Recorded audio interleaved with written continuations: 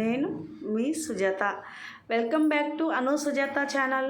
ఈరోజు మన ఛానల్లో ఒక కమ్మటి రోటి పచ్చడి ఎలా తయారు చేసుకోవాలో ఇప్పుడు చూసేద్దాం. అదేంటని ఆలోచిస్తున్నారా? అదేనండి, టమాటా రోటి పచ్చడి. ఇప్పుడు తయారు చేయు విధానం: ముందుగానే స్టవ్ వెలిగించుకుని స్టవ్ పైన ఒక గిన్నె పెట్టుకోవాలి. గిన్నె వేడెక్కినాక స్పూన్ ఆయిల్ వేసుకోవాలి.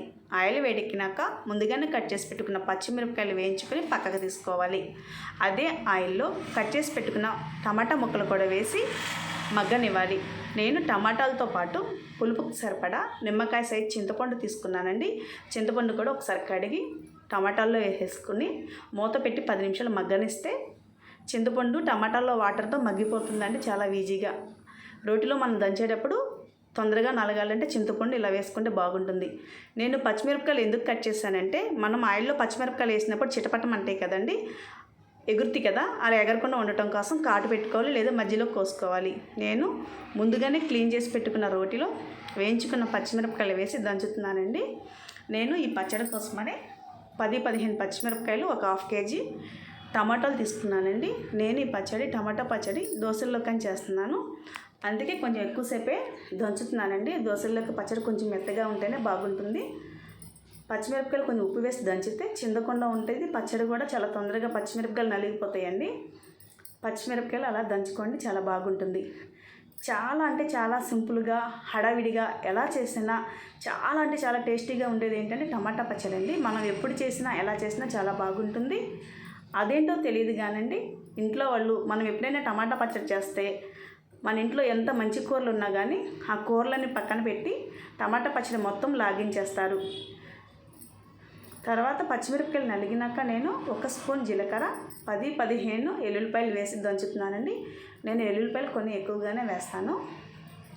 దంచిన తర్వాత నేను టమాటాలతో పాటు చింతపండు కూడా వేసుకున్నాను కదా, చింతపండు మాత్రం వేరి దంచుతున్నానండి. మెత్తగా అయిపోతుంది కదా, టమాటాలతో పాటు వేయట్లేదు, విడిగా ఏరుతున్నాను చూడండి. ఏరి ముందు చింతపండు వరకు వేసి ఒకసారి దంచుకోవాలి.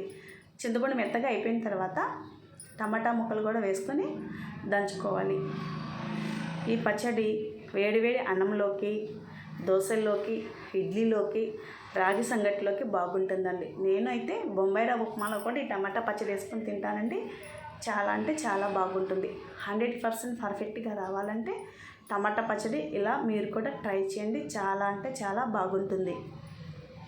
ఇప్పుడు లాస్ట్లో నేను టమాటాలు కూడా వేసేసి ఒకసారి అలా కదుపుకోవాలండి. దంచకూడదు, దంచితే కళ్ళల్లో పడిపోతుంది కదా. ఎల్లుల్లిపాయ జీలకర్ర చాలామంది లాస్ట్లో వేస్తారండి. నేను పచ్చిమిరపకాయలు దంచిన తర్వాత ఎందుకు వేసానంటే, నాకు భయమండి కళ్ళల్లో పడిద్దని. 2-3 సార్లు నాకు కళ్ళల్లో పడింది అలాగే, అందుకే ముందే వేస్తున్నాను. లాస్ట్లో వేస్తే ఫ్లేవర్ అంతా అలాగే ఉంటుందని చాలామంది లాస్ట్లోనే వేస్తారు. మీరు ఎలా నచ్చితే అలా ట్రై చేయగలరు.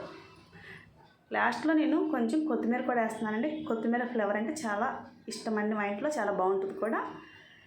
కొత్తిమీర ఇష్టం లేని వాళ్ళు స్కిప్ చేసేయండి, పర్వాలేదు.